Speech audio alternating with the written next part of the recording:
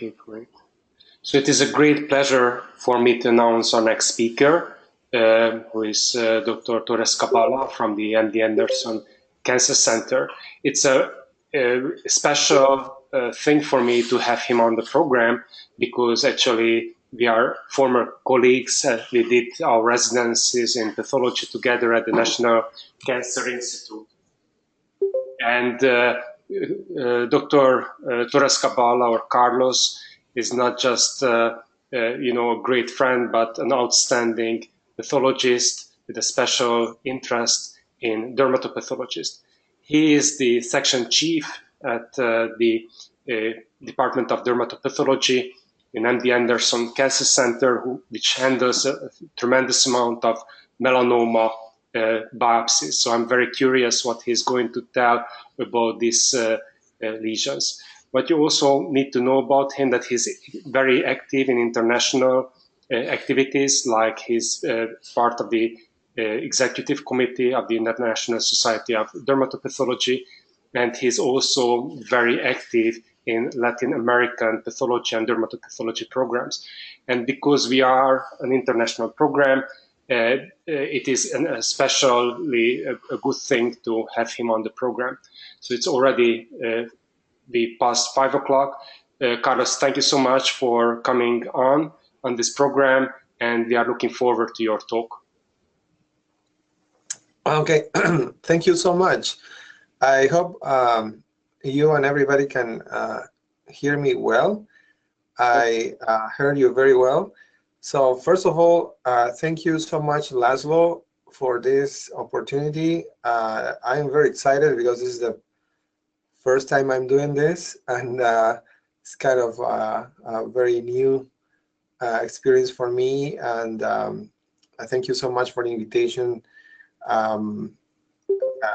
to share a little bit of our experience on melanoma here at MD Anderson. I chose this topic, which is acral lentiginous melanoma, because although it's kind of a rare entity here in the United States and Western countries, coming from Latin American country, I felt kind of obliged to try to understand a little bit more about these melanomas that, as you all know, are more frequent in Latin American as well as South Asian countries, and basically also in people with dark skin complexion. So it's kind of also rewarding to know that we are gaining more and more knowledge about these tumors, and I'm going to try to summarize in this 45 minutes what we know and what we do here at MD Anderson to deal with this type of melanoma. So acral lentiginous melanoma, as you know very well, it's a specific type of melanoma. And during my talk, I'm gonna basically focus on 4 aspects. First of all, I would like to do a very brief summary about the molecular and pathological aspects of acral lentiginous melanoma. Then the histopathology and immunohistochemistry tools that we have to make diagnosis, some words about ancillary studies, and then what is probably new for many of us pathologists is the new way we can contribute to the management of these patients in the metastatic melanoma setting. So just to refresh a little bit the molecular aspects of melanoma in general and acral lentiginous melanoma, because this is going to be important to understand the last part of my talk, where we deal with the metastatic melanoma cases. So There are basically two main pathways that are involved in melanoma genesis. And these are the very well-known MAP kinase pathway and the PTEN-AKT pathway. These are activated through somatic mutations, and the main actors here, as you know very well, are these molecules called RAF in melanoma. BRAF is the main actor, and RAS, which again in melanoma would be NRAS. These are not only involved in melanoma, but also in nevus genesis. So this is an old cartoon, but I think it's very important because it's simple, and it can show nicely how these two pathways are connected. Here we have the EGF and all these stem cell factors that interact with receptors or tyrosine kinase receptors in the cell membrane, and then through a cascade of molecular signals, we have the central molecule here, which in melanoma is NRAS, and here to the left you have the MAP kinase pathway that is basically again a chain of activation of molecules that go from BRAF to MEK to ERK, and to the other side the phosphatidylinositol 3K pathway, which is a PI3K pathway or AKT pathway, in which one of the main actors is PTEN, that is actually an inhibitor. So at the end, through the activation of these two pathways, what we are going to have is survival of the cell, proliferation, and tumor invasion. So NRAS, the central molecule that I showed here, is activated or is mutated in approximately 30% or 1/3 of primary and metastatic melanomas. As in BRAF, as we are going to talk a little bit later, NRAS and BRAF are not exclusive of melanoma. They are also found in other lesions, especially in derm benign lesions like nevi. And in general, the NRAS mutation here in a cancer center, whenever we see that a tumor has this mutation, is telling us that it's probably not a very good outcome for the reasons I'm going to talk a little bit later. BRAF, in a similar fashion, is also mutated in a very wide range of lesions from benign to malignant, and the V600E mutation, as you know very well, is the most common, almost exclusively found in, is the only one found in melanomas for most part. There is also a V600K mutation, but the most common by far is the V600E. And this mutation is not only found in melanomas, but also in nevi. And as with NRAS, these two mutations seem to be an early or first, kind of like a first hit mutation that are sufficient but not, that are required but not sufficient for malignant or full malignant transformation into melanoma. So having said that, it's important to remember that besides these two mutations, there are two other mutations that would act as a kind of like a second hit mutations that are required for full transformation of melanocyte into melanoma, and these are, as you can see here, knockdown of p53, silencing of PTEN, mutations in p16, etc., etc. So BRAF, as I mentioned, is the link, as I showed in the previous cartoon, and is the link between RAS and the MAP kinase pathway. Here again, just to reemphasize, we have the membrane receptors. The RAS, in case of melanomas, NRAS and BRAF, and all the other downstream activated molecules.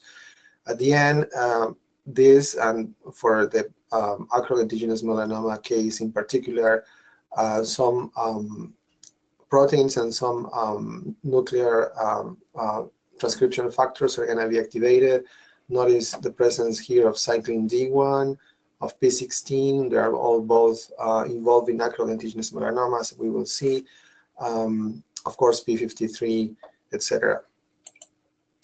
So, as I mentioned before, the induction or the mutation of BRAF and its activation induces this upregulation of several genes, and the reason I'm mentioning them is because they can be used as tools, as we will see later, for diagnosis or for prognosis. Cyclin D1 is one of those.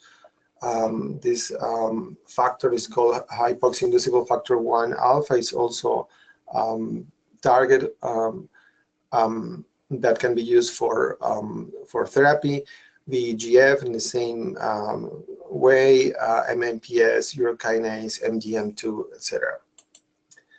So what probably is the most important message for those of you who are not familiar with melanoma, or you don't see them every day, is that you have to keep in mind that these mutations that I mentioned before, BRAF and RAS, and even others, are not, again, exclusive of melanoma. They are found in many benign lesions like nevi.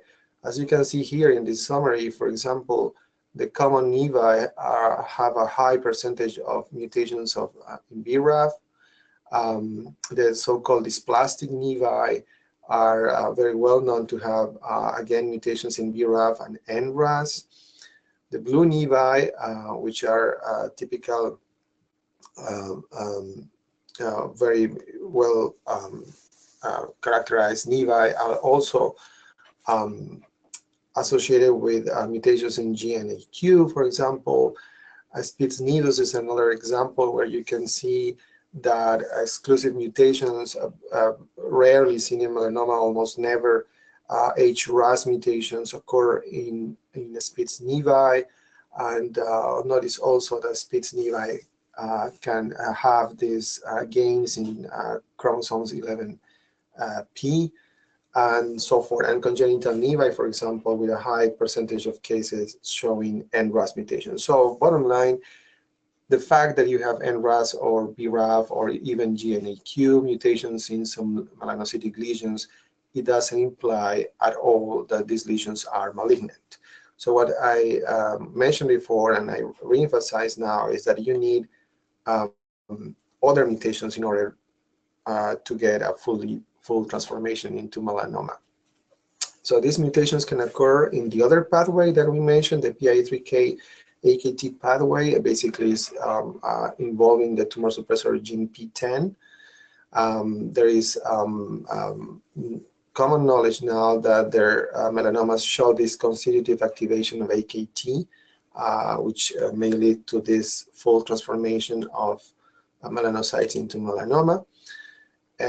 Microphthalmia induced transcription factor is one of the key players in melanoma, and specifically in acral lentiginous melanoma, as I mentioned before.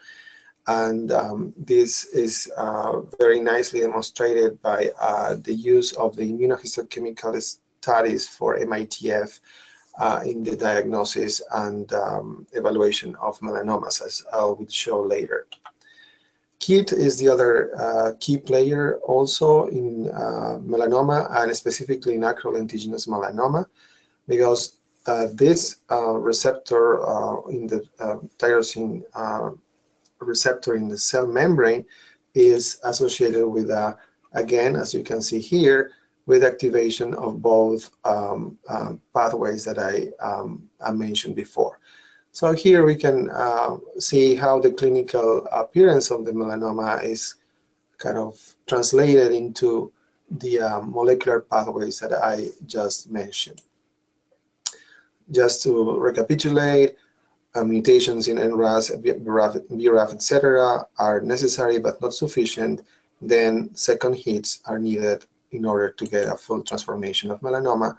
As you can see here, again, this is also important to keep in mind to understand why we use some ancillary studies in the diagnosis of melanoma that are based in the fact that, for example, nevi basically do not show, or very rarely show, basically Spitz nevus is the only exception, that may show some changes in copy numbers of chromosomes, and that's why we use FISH or CGH, as I'll talk a little bit later.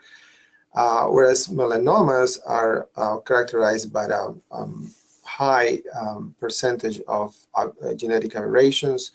Almost 95 or even more % of melanomas are characterized by multiple gains and losses in chromosomes. So that's another fact to keep in mind when we talk about melanomas and how we use these ancillary studies for evaluating these tumors. This is not the end of the story. I guess every month we are facing new genes associated with melanomas, and specifically in the rare entity we are talking about, at least rare in the Western Hemisphere, the Acral Lentiginous Melanoma, and rare in Caucasian populations, we have been noticing some interesting findings. First of all, Acral Lentiginous Melanoma has this a high frequency of amplification of small genomic regions, and those include genes as cyclin D1, as I mentioned before. So we can utilize cyclin D1 when we evaluate these tumors. And also this telomerase reverse transcriptase, TERT, that has been also nicely demonstrated to be amplified in a number of acral lentiginous melanomas. This is by the group of Lucia Alos in Spain.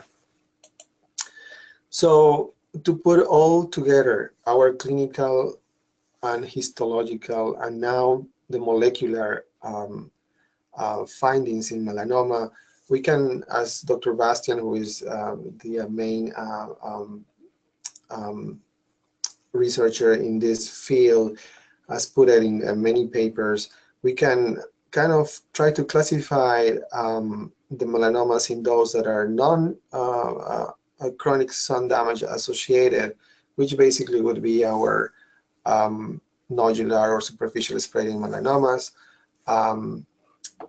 In a group, in a second group, we could put the melanomas that are associated with chronic sun damage, which would be the lentigo malignant melanomas, as well as the acral melanomas and mucosal melanomas that, although clinically are different, they share some genetic features, as we will see.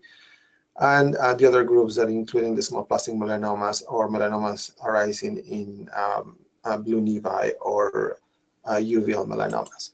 So we are moving forward now towards the molecular classification of melanoma based on the percentage of mutations these tumors may have, although we still, at least in our cancer center, still keep our classic histopathological classification of melanomas.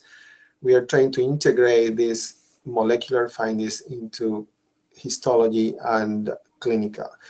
So there have been attempts in the past few years to integrate these findings in, again, this so-called molecular classification of melanoma. And some facts that we have seen, and they are reported in the literature, as you can see here, are, for example, those melanomas that are, as I mentioned, associated with intermittent sun exposure or non-chronic sun damage. They are associated usually with BRAF, and they usually occur in young patients, and they usually are characterized by this epithelioid morphology with prominent pagetoid upper migration. Whereas, for example, the melanomas associated with the GNAQ, which are basically uveal melanomas, have a completely different clinical and histopathological findings, or the ones that I'm talking about now, the acral melanomas, lentiginous melanomas, or mucosal melanomas, tend to have mutations in KIT in a number of cases, and so forth. So we are trying to integrate this and going from the clinical appearance of the lesions to the histology and to the percentage of mutations we find in every single type of melanoma. So here, this is a slide provided by one of the medical oncologists here who treats melanoma here at MD Anderson, and again trying to integrate how these melanomas that are have a certain typical or certain clinical appearance are associated with different percentages of mutations in the genes that I mentioned, RAF and RAS. For example, these acral lentiginous or mucosal melanomas, again associated with mutations in KIT and so forth. One of the interesting things about this is, as I mentioned also, is that nothing is written in stone at this point. We all we know that most or a good number of melanomas arising in Caucasian people in intermittently sun exposure are associated with BRAF, for example, and NRAS. But notice that in general, all melanomas, there is almost a quarter or almost 30% of melanomas in which we cannot identify so far what is the gene or what is the gene signature typical of these cases. And those are the ones that we call so far wild type. And this is specifically or especially true in our group of acral lentiginous melanomas, in which even a higher percentage of cases are kind of wild type, in the sense that we cannot identify mutations on either KIT, NRAS, or BRAF. So this is a great opportunity for us, looking at even at mucosal melanomas, this percentage is even higher, to do some research on this in this field and try to understand why these melanomas are different from the ones that arise in sun-exposed areas. I want to make a short break here. As Laszlo mentioned, we are both he and I involved in many societies in dermpath, and one of the ones that we are very involved is the International Society of Dermatopathology. And I mentioned I am originally from Peru, from South America, and I would like to invite all of you to the symposium that is coming this October. Is the symposium of the International Society of Dermatopathology in Lima, Peru, in October. So you are all invited, those of you who do dermpath or those of you who do dermatology only, because I know there is going to be many sessions exclusively for dermatologists. So you are all invited. And this is Machu Picchu. For those of you who don't know, it's not the typical picture of Machu Picchu, but it's one of the sites. So you will be able to see this, wonder of the world if you go to Peru this October. Anyway, so now going into the histology or histopathology of acral lentiginous melanoma, I want just to emphasize a few things we use specifically for the diagnosis of these tumors that sometimes can be very cumbersome. So as you all know very well, these tumors have this clinical appearance. Sometimes for the dermatologist, it's pretty obvious that we are dealing with a acral lentiginous melanoma, but for the pathologist or for the histopathologist who looks at the biopsy is probably not that obvious, especially if we don't have a great clinical history. So just in terms of epidemiology, the acral lentiginous melanoma is rare, as I mentioned. In the US, about 2 to 3% of the melanomas are this type. It's considered the worst melanoma in terms of prognosis. It's not clear if this is because of the clinical presentation, or it's assumed that compared by grading, probably is not as bad as is thought to be. But since it's a rare melanoma, it's hard to draw conclusions as in the other types of melanomas that are more frequent in Caucasian populations. As I mentioned, is more frequent in Latin American, Asian populations, and especially in dark skin populations in the US and African Americans, as you know. And clinical presentations are sometimes obvious, like in this case, you can see a patient of us who presents with a primary melanoma on the toe, and then after a few months or years, you can have tremendous numbers of in-transit mets or satellites in the affected limb in this case. This is an example of how we report. This is probably the standard way that you are reporting your cases in your institutions. Case A would be one of the satellites that I show you, and this is the melanoma template we use. Is pretty much the standard template that is used in most of the US hospitals or institutions. Coming from a country that is not the US, like myself, I know that in some places the standards vary very much. So one of the goals of these educational sessions, and also the International Society of Dermatopathology and other societies in which we are involved, is to try to get people to at least report what is important for clinicians to make decisions in terms of therapy and also prognosis.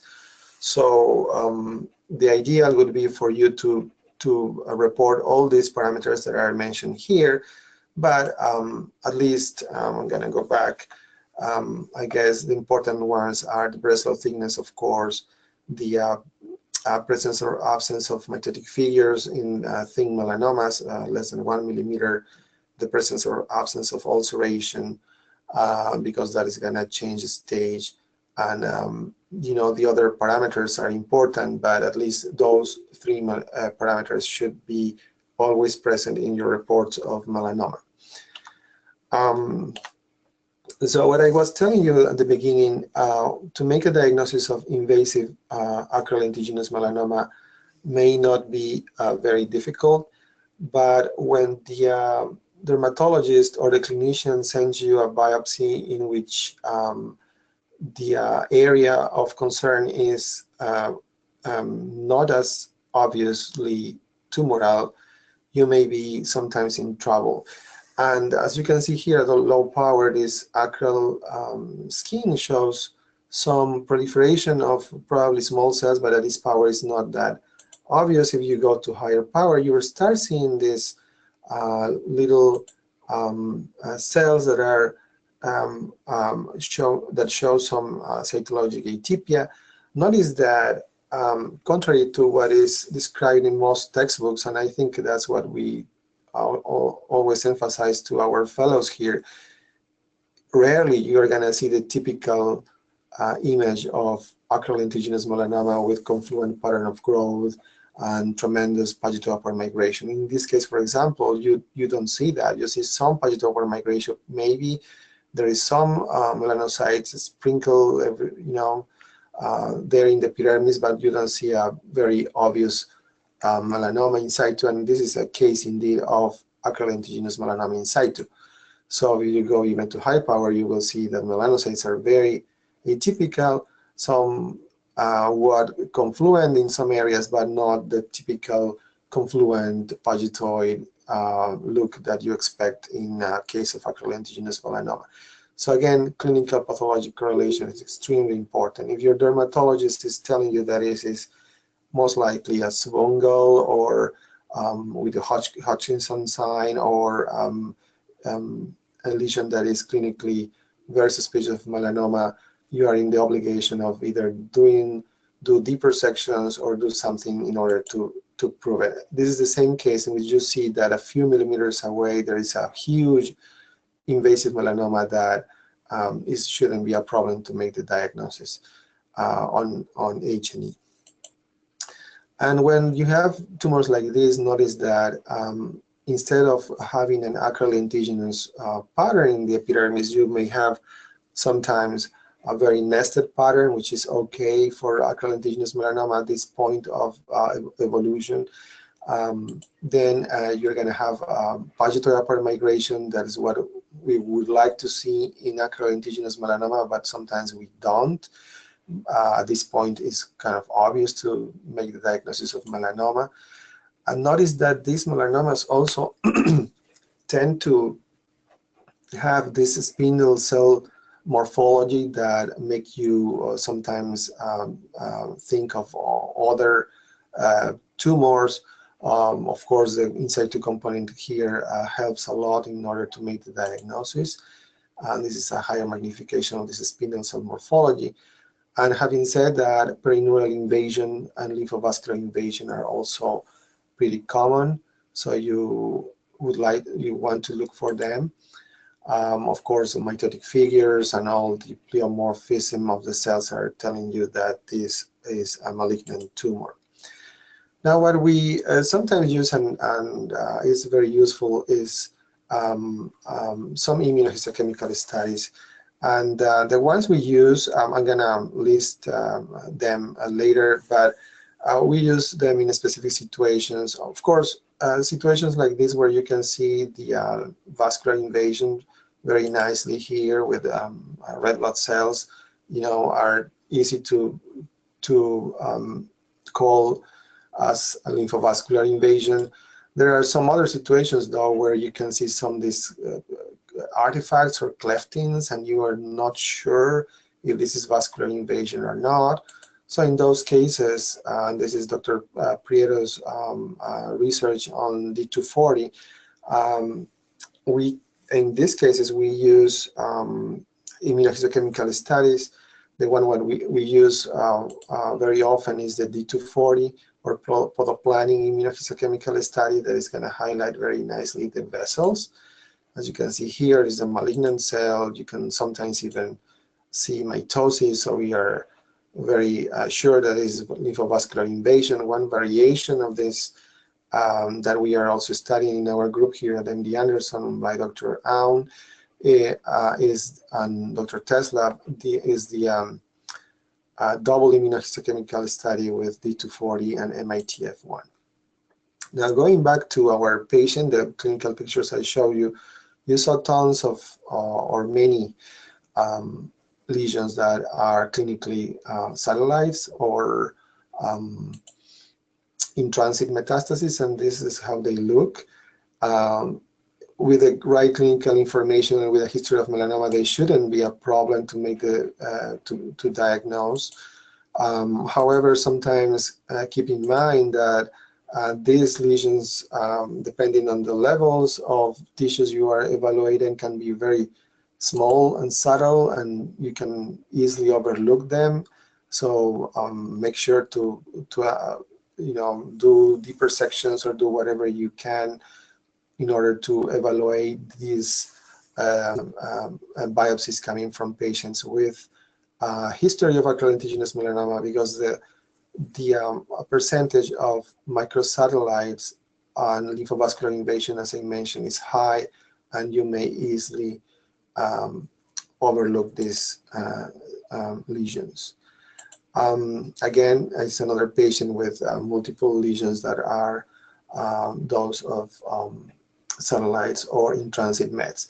And I'm talking about in-transit metastasis because what you're going to find most of the cases is that there is involvement of the sentinel or non-sentinel lymph nodes, in this case in the inguinal lymph nodes. And you can see here, this is the deposit of melanoma in subcapsular location that is diagnosed as metastatic melanoma, as you can see here. Now, as I mentioned before, these are the 3 parameters they shouldn't be lacking in any report of melanoma, same as acral lentiginous melanoma. Now, in terms of immunohistochemical studies, just going to mention a few that we use when the diagnosis is not pretty obvious. We like, as most people do, the Ki67, especially the Ki67 with MART1.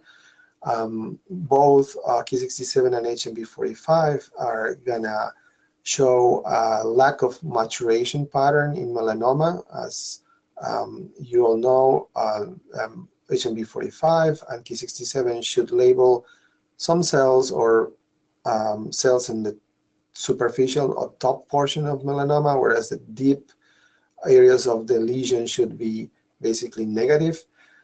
We use PHH3 sometimes, as I'll show you, when we have a doubt in terms of identification of mitosis.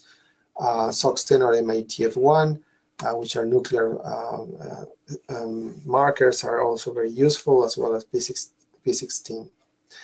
The melanocytic cocktails that we use here at MD Anderson, the one that we use is the one composed of MART1, HMB45, and tyrosinase. So just to show you a few examples where we use, for example, a marker. This is a same lesion that I mentioned, the invasive melanoma with acral lentiginous component.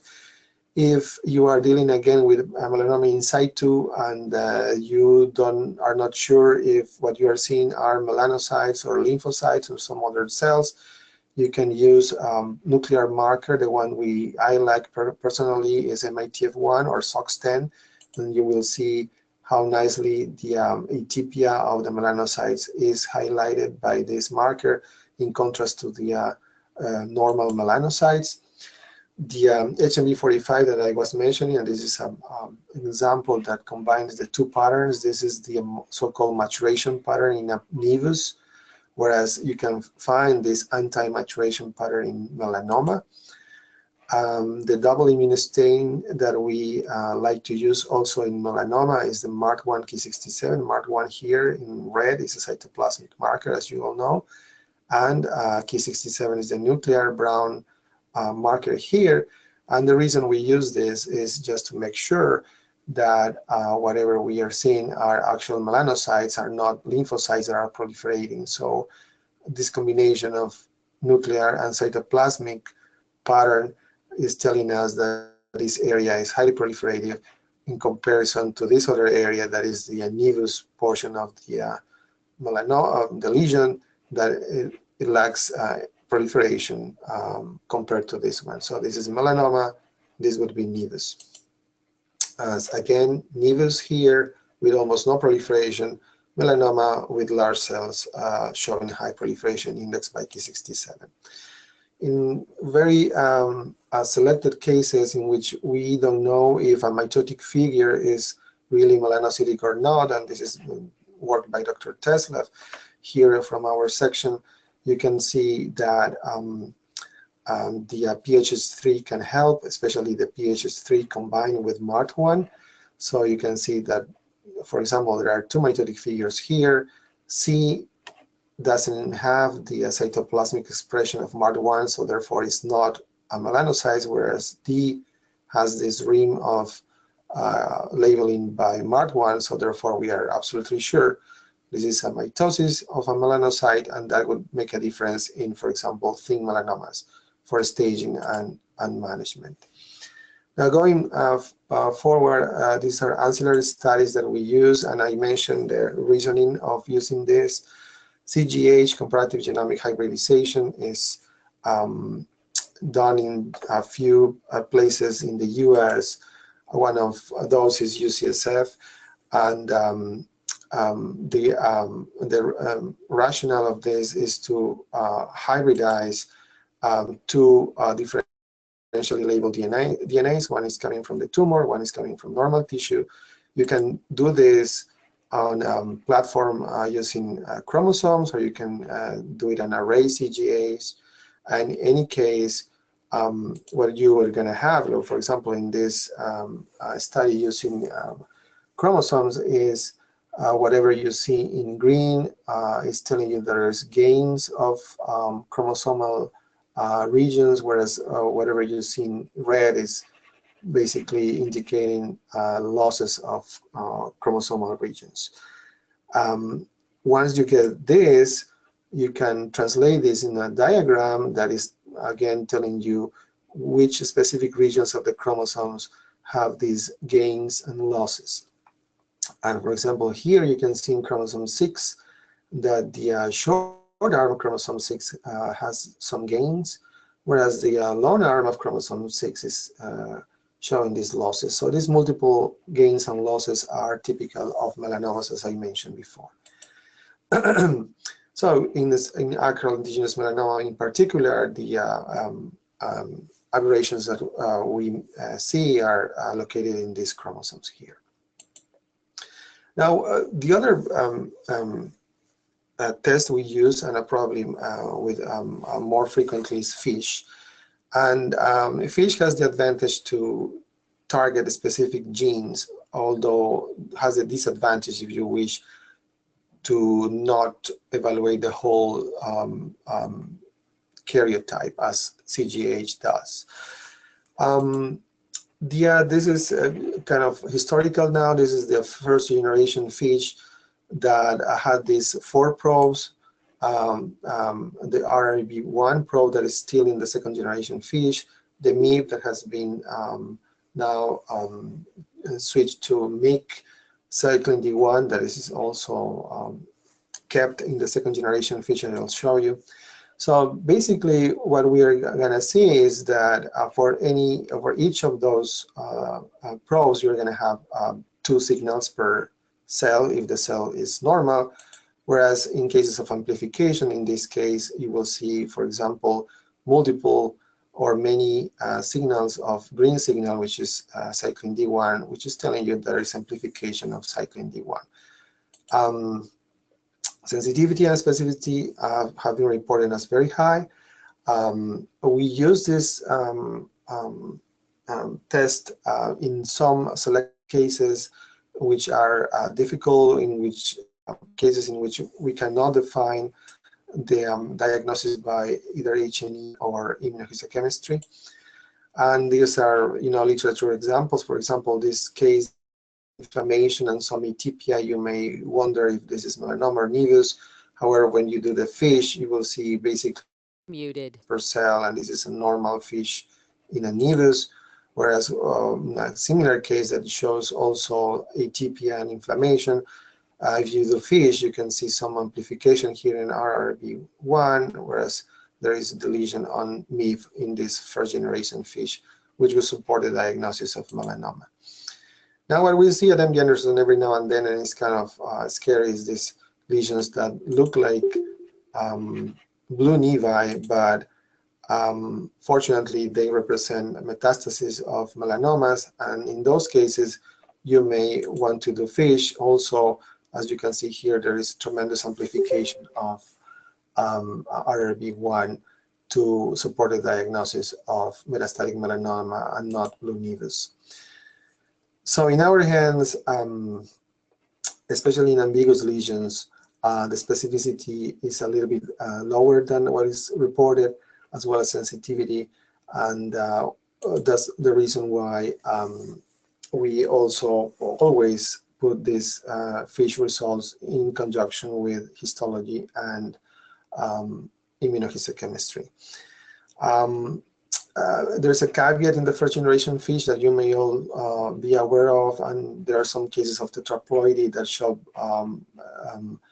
apparent amplification of signals, but this is just a case of tetraploidy, so it's not a true amplification of signals, because the centromere probes, as you can see here, also show more than 2 signals per cell. So that's why in the newest generation FISH, that one that is commercially available in the US, the probes that have been included are these two, the 9P21, that is P16, and MIC. This has improved sensitivity and specificity according to the reports, and it's also very useful when you are dealing with schizoid melanomas, because it can tell you if the tumor has a homozygous deletion of P16. As you can see here, this is a case of a schizoid melanoma in which you can see the atypical cells basically lack the two signals that are preserved in their normal cells. This is homozygous deletion of P16, where it's very suggestive or supportive of melanoma. Whereas in a case of Spitz nevus, for example, you will see one signal only here in red, which is a heterozygous deletion of P16, which supports the diagnosis of Spitz nevus.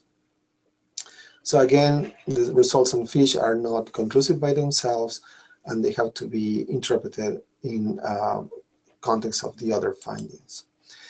One, in terms of acral lentiginous melanoma, I always show this very elegant study by Jeffrey North and Boris Bastin a few years back.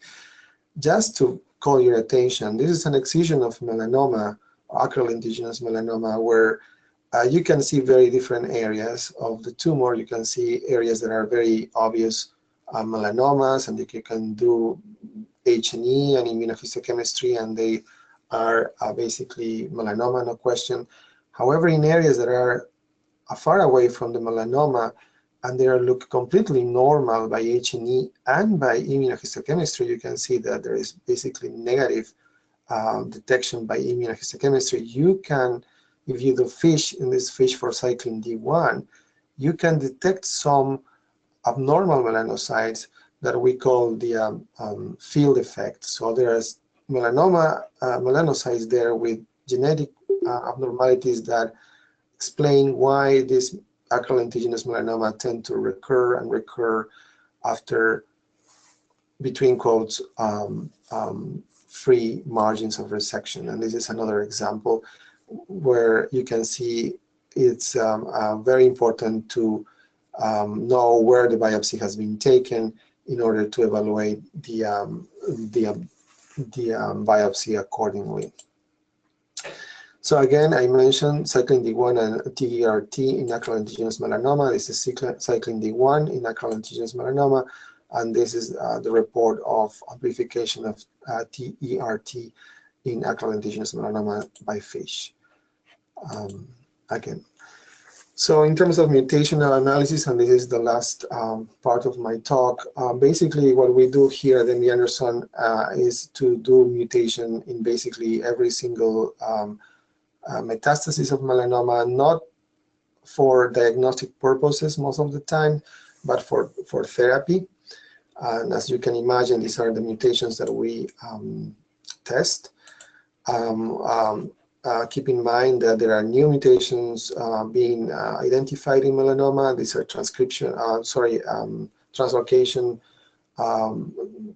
that have been also identified lately, like ALK, ROS, RET, etc. And as I mentioned, basically the mutation analysis we do is for treatment purposes. Sometimes, though, in very difficult cases where you are facing a very poorly differentiated neoplasm with basically all your immunostains are negative, and you really don't know, the patient has a remote history of melanoma and so forth, you may potentially use molecular signature to define tumor as melanoma or not, and those are the rare cases where we can use mutation analysis for diagnosis. Some other circumstances are the blue nevus-like melanoma, or blue nevus in which we want to detect this GNAQ mutation that I mentioned is very typical of these tumors, or the HRAS mutation in Spitz nevi. I will just mention briefly BAP1, which is another marker we are using. There is a nice immunohistochemical study for BAP1. As you may be aware of, these lesions are very peculiar. They are kind of combined nevi that show these two areas of regular nevus and more spitzoid morphology, and you can demonstrate this nicely by immunohistochemistry, showing preservation of BAP1 in the regular nevus areas and loss of BAP1 in the spitzoid areas. This is BAP1 or BAPoma lesion that is linked with hereditary melanomas, as was reported in this initial studies. So I mentioned the ALK fusions, so we keep an eye on those for the future. They tend to be plexiform in morphology, and we are seeing more and more cases of this. And then the very last 5 minutes of my talk, basically what is the role of us as pathologists or dermatopathologists now in the management of metastatic melanoma. As you know very well, every day we see the news that people are being treated with target therapy, and they're basically molecular drugs or drugs against every single molecule in the molecular pathways that I mentioned at the beginning of my talk. And they have very impressive results in some of the patients. As you can see here, metastatic melanoma that after 15 days is basically gone with this BRAF inhibitor. There are some side effects that we see every day in our patients here, and this is the work by Dr. Curry from our section showing this, so we call verrucous keratosis, which are the side effect of these therapies, that you have to be aware of those. We also see panniculitis in patients treated with BRAF inhibitors. And unfortunately, as you know, also there is a high percentage of resistance to these therapies after some weeks. Usually these tumors recur. So that's why we are trying now to use combined therapies. One of the things that you can use for those of you who are outside the United States and don't have access to mutation analysis, you can use immunohistochemistry for BRAF, which is very specific. And we, in some cases, we have started therapy with BRAF inhibitors based on immunohistochemical studies only. So it's very specific and very clean. In other countries, and this is a small study that we did in Latin America and Thailand, you will see that there is tendency of melanomas, acral melanomas, to show this focal expression of BRAF. So far, what we have learned from this is that what you want to see is diffuse and strong expression of BRAF in order to make sure that it's most likely associated with BRAF mutation. So whenever you see this focal or weak expression, try to not to be very definitive in your judgment of this lesion to be BRAF mutated and therefore candidate for therapy. And the other marker that you can use is KIT. As I mentioned, KIT is, and this is a study we did a time ago, is found in mutated in melanomas, acral lentiginous melanomas. This is a case, for example, with immunohistochemical expression of KIT. As you can see here, there is a percentage of mutations in melanoma. I'm going to go rapidly through this. You can see that the primary tumor, for example, shows this mutation in KIT as well as the metastases, and both have this strong expression of KIT.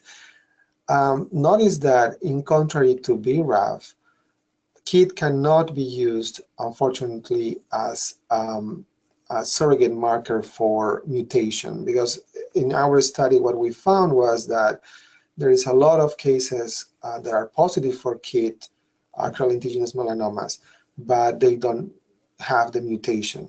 There are many explanations for this. One is hypermethylation of the promoter or epigenetic factors. The truth is that we cannot use KIT immunohistochemistry as in the same way as we use BRAF. But what we can use kit for immunohistochemistry for KIT is as a screening tool, because what we found was that when KIT is negative by immunohistochemistry, is usually telling you that there is no mutation. So if you have the immunohistochemical study for KIT available in your lab, and you are wondering if this metastatic melanoma is positive or not for mutation and therefore can be treated with targeted therapy, if the tumor is negative, basically it's telling you that it's not mutated and may not be a good candidate, as for example this patient that was treated with imatinib, which is a KIT inhibitor, and showed very good response in a metastatic melanoma. So just to keep in mind those two immunos, BRAF and KIT, in your cases, unmuted, especially where in those places where you don't have access to mutation analysis. And last word about KIT, keep also in mind that also KIT is promoter of growth in acral lentiginous melanoma. There is evidence out there that it could be suppressive in other melanomas that are not KIT mutated.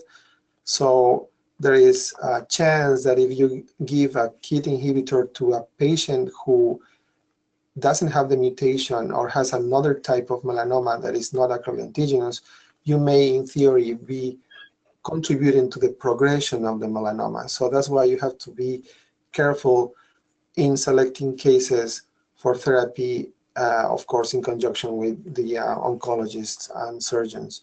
So it's something to keep in mind too in these KIT mutated melanomas.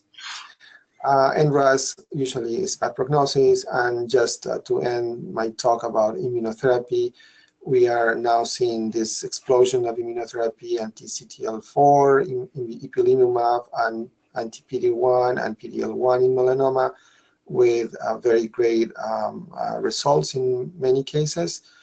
As pathologists, we are being now asked to do immunohistochemistry for PD-1 or PD-L1.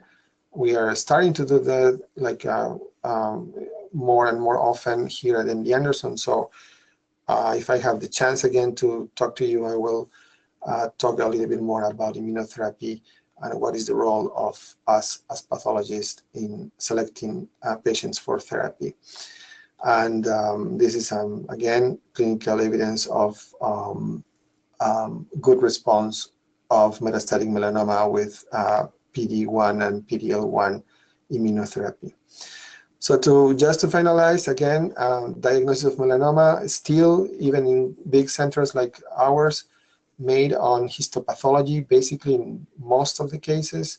Some cases require immunohistochemistry, and even rarer cases require FISH or CGH. We are being asked more and more, again, by clinicians to do mutation analysis, but keep in mind that with immunohistochemistry, you may do some good job related to predicting if the melanoma is mutated or not for BRAF and for KIT, as with the caveat I mentioned.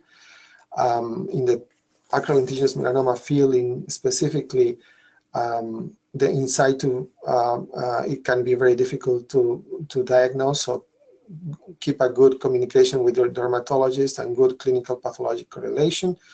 And for research, acral lentiginous melanoma is a great area to investigate, since there is a lot of work to be done, and very little is known compared to other types of melanoma. With that, I would like to again thank all my colleagues here at the dermatopathology section, Drs. Prieto, Ivan, Curry, Teslav, Ong, Indagarajan, and of course some other collaborators from soft tissue melanoma medical oncology and melanoma surgical oncology who work with us. And I always show this melanoma cell that is smiling, and hopefully not for very long. And I will be happy to take any questions. And I think it's 5 o'clock, so sorry for the talk. I'll leave it long, but I hope it has been a pleasure for me as for you to join Laszlo in this great effort. So thank you so much. Carlos, thank you so much. It was absolutely fantastic. We really enjoyed the talk. And as you said, you actually set yourself up for another talk, which is one of the favorite topic, immunotherapy, and also we were kind of involved in the immunotherapy approaches at the National Cancer Institute. So I'm looking forward to hear what's going on that.